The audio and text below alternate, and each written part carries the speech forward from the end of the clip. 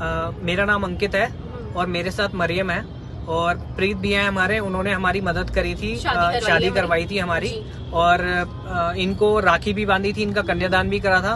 और मैं अंकित के साथ रहना चाहती हूँ। मैं भी इनके साथ रहना चाहता हूँ, सारी जिम्मेदारी इनकी निभाना चाहता हूँ। बहुत ज्यादा परेशान कर रहे हैं, बहुत ज्यादा टॉर्चर कर रहे हैं अंकित को, अंकित के परिवार को बहुत ज्यादा टॉर्चर कर रहे हैं। आप प्लीज हमारी सुरक्षा करिए। आपका पहले क्या नाम था? मेरा पहला नाम गुलबशा था, अब स्नेहा हो गया। अच्छा, आप हिंदू लड़के से शादी करके आप खुश हैं ना? हाँ जी, मैं बहुत खुश हूँ। इसने हमने वेबसाइट पे भी पढ़ा है कि आपके द्वारा कहा गया है कि आप लोगों के घरों में आप लोग खुद ही सेफ नहीं रहते हैं।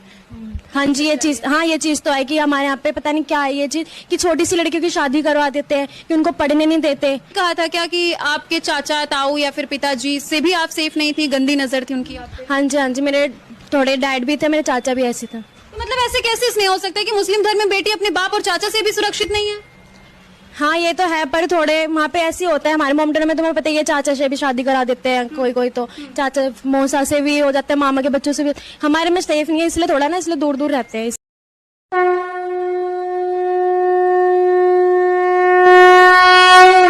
सोनाक्षी सिन्हा और जहीर इकबाल की शादी हो गई है, लेकिन उसके दोनों भाई कहाँ थे या इतना बड़ा परिवार कहाँ पर था? लोग ये तो कह रहे हैं कि एक मुसलमान ने रामायण में अपना घर बना लिया, लेकिन क्या आप जानते हैं कि रामायण सोनाक्षी सिन्हा का घर नहीं, बल्कि उसका घर एकदम अलग है। अलग अलग थ्योरीज चल रही हैं, लेकिन किसी का ध्यान इस बात पर नहीं गया कि उसकी फैमिली भी उससे खुश नहीं थी। जिस टाइम पर लव और कुश के इंटरव्यू में उनसे पूछा गया था कि क्या जहीर इकबाल से निकाह करने पर तुम खुश हो, तो उसके भाइयों ने स्पष्ट कह दिया था कि अगर कोई जानबूझकर कुएं में कूदना चाहता है तो हम उसको रोक तो नहीं सकते। हमारी बहन बहुत ज़्यादा जिद्दी है, हम उसको बहुत ज़्यादा बार समझा नहीं सकते, उसको वही करना होता है जो उसको करना होता है। यानी कि आप ये बात तो समझ गए होंगे कि पूरी शादी के दौरान या कहिए कि निकाह के दौरान, मैरिज के दौरान उसके दोनों भाई वहाँ से नदारद थे। और सगे भाइयों का इस प्रकार से सगी बहन की शादी में ना होना इस बात को तो दर्शाता है कि कम से कम उसके जो सगे भाई हैं वो तो अवेयर हैं इस गंदगी से। अभी शादी ढंग से हुई भी नहीं कि जहीर इकबाल को कौम का गद्दार बता दिया गया, क्योंकि अभी तक सोनाक्षी सिन्हा की मांग से सिंदूर नहीं उतरा है। लाल साड़ी वो पहन करके रख रही है। जहीर इकबाल खुद एक जगह पर बैठा हुआ पूजा कर रहा है, वैदिक मंत्रोच्चारण वहाँ पर चल रहे हैं।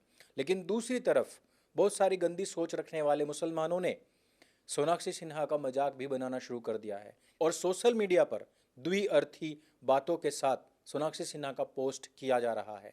यहाँ से हमें ये बात तो पता लग जाती है कि अगर सोनाक्षी सिन्हा ने जहीर इकबाल के साथ में निकाह किया है तो उसकी जान को तो खतरा है, और उस जान का खतरा पहले ही उसके दोनों भाइयों ने पहले ही बता भी दिया था। और ये भी स्पष्ट हो जाता है कि बहन भाइयों में इस बात को लेकर काफ़ी झगड़ा भी हुआ है। हम ये भी देख रहे हैं कि सोनाक्षी सिन्हा की जो माँ है उसके चेहरे पर चिंता भी अलग ही लेवल की दिखाई दे रही है। और समाज में एक अलग सा संदेश देने के लिए इन लोगों ने घर में ये पूजा भी रखी है, ताकि जो लोग ये कह रहे हैं कि कल ऐसा होगा वैसा होगा, वो सारी चीज़ें यहाँ दब जाएं। लेकिन क्यों हम हमेशा जहीर इकबाल और सोनाक्षी सिन्हा की बात करते हैं? अभी काफ़ी सारी लड़कियों ने सनातन धर्म को स्वीकार करते हुए और सनातन धर्म की खूबसूरती को बयान करते हुए इस्लाम को छोड़कर हिंदू लड़कों से शादी की है। यही नहीं, हम जरीन खान की जोड़ी को क्यों भूल जाते हैं? इसके अलावा भी बहुत सारी ऐसी चीज़ें हैं। हम वही देखते हैं जो हमें मीडिया दिखाता है, हम वही चीज़ें कंज्यूम करते हैं जो मीडिया हमें कंज्यूम कराना चाहता है।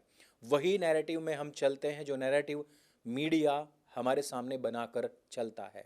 अगर किसी ने तय ही कर लिया है कि उसे सूटकेस या फ्रिज में जाना है तो उसको छोड़ दीजिए, लेकिन जो अपने घर में होने वाले चाचा ताऊ मामा के द्वारा दुष्कर्म को छोड़कर त्याग कर आपके बीच आई है उसको सम्मान दीजिए, उसको वो मीडिया प्लेटफॉर्म दीजिए, उसको एक आदर्श बना करके प्रस्तुत कीजिए, ना कि कुछ एक ऐसे प्रोपेगेंडास के पीछे भागते रहिए जिनके खुद के परिवार वाले भी उनसे परेशान हैं, जिनके खुद के सगे भाई भी उस जिहाद को जानते हैं, अवेयर कराने का प्रयास करते हैं, लेकिन वो फिर भी नहीं मानती है। मुझे पर्सनली लव कुश की बात बहुत अच्छी लगी कि अगर कोई जानबूझ करके कुएं में कूदना चाह रहा है तो उसको हम ज़बरदस्ती रोक नहीं सकते।